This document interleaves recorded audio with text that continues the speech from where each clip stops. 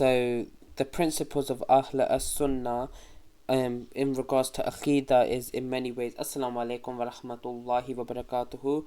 Number one is it is a reprehensible innovation that was not known to the Muslims of the first three generations, whom the Prophet sallallahu alaihi wasallam testified were the best generations, as he sallallahu alaihi wasallam, according to the report narrated from him by Imran ibn Hussein, the best of you are my generation, then those who come after them, and then those who come after them. So the best are my generation, the companions, then those who come after them, the tabi'in, and then those who come after them, the tabi'in, which is narrated by Sahih al-Bukhari and Muslim. So number two, it contradicts what is indicated by the Quran and Sahih Sunnah, that it's obligatory to limit ourselves to the Sahaba's understanding of the religious texts, and to beware of anything that is contrary to this understanding, namely reprehensible innovations and misguidance.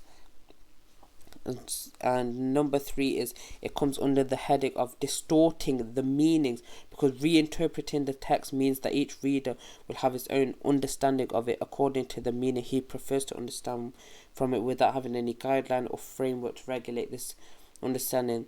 And this is why we have scholars, we have people of knowledge who we can consult if we don't understand the tafsir of the Quran, if we don't understand the matter of Islam. If we need a specific ruling about something, we must go to the scholars of Islam, the true scholars of Islam, who have this knowledge, who we can turn to, who we should turn to, in order to get our answers, and not, base it on our own judgment. Rather, we should base it on what they say. And because, a single text may have many meanings that are contrary to the correct meaning. So this is a distortion of the meaning itself, and this is which, where the children of Israel fell into this, as Allah subhanahu wa ta'ala tells us about them in Surah Al-Ma'idah verse 13. So for their breaking of the covenant, we cursed them and made their hearts hard. They distort words from their proper usages. So this is why it's so important for us that if we don't understand anything, that we must consult the true scholars of Islam who can guide us. And it opens the doors to evil and mischief, as the religious texts become playthings in the hands of those who tamper with them, and they understand from them what coincides with their whims and desires and their moods.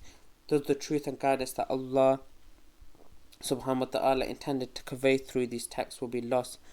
So this is opposed to what Allah in His great wisdom intended of guiding people, and bringing them forth from the depths of darkness to the to the light, as Allah subhanahu wa ta'ala says concerning His holy book in Surah Al-Ma'idah verse 16, by which Allah guides those who pursue His pleasure to the ways of peace, and brings them out from darkness into the light by His permission, and guides them to the straight path.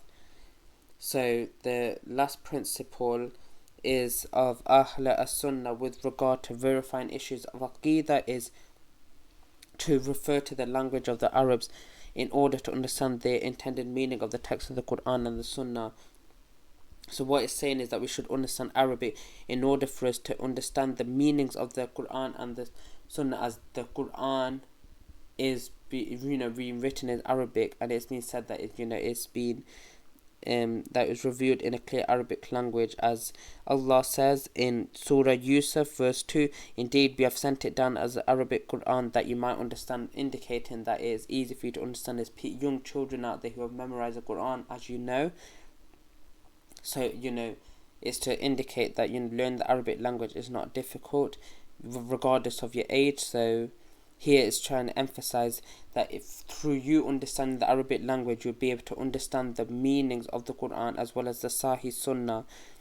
And also in Surah Taha verse 113, and those we have sent it down as an Arabic Quran, and have diversified therein the warnings that perhaps they will avoid sin, and it will cause them remembrance.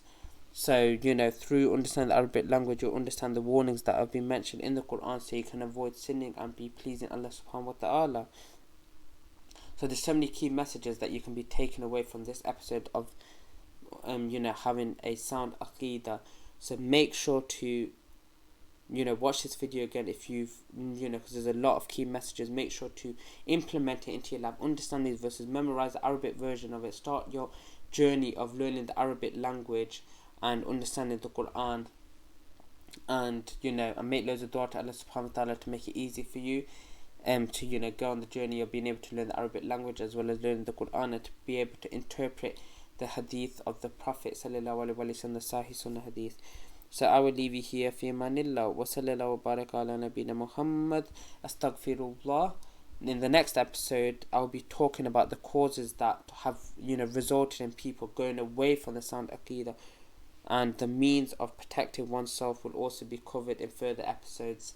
So Astaghfirullah. Assalamu alaikum wa rahmatullahi wa barakatuh.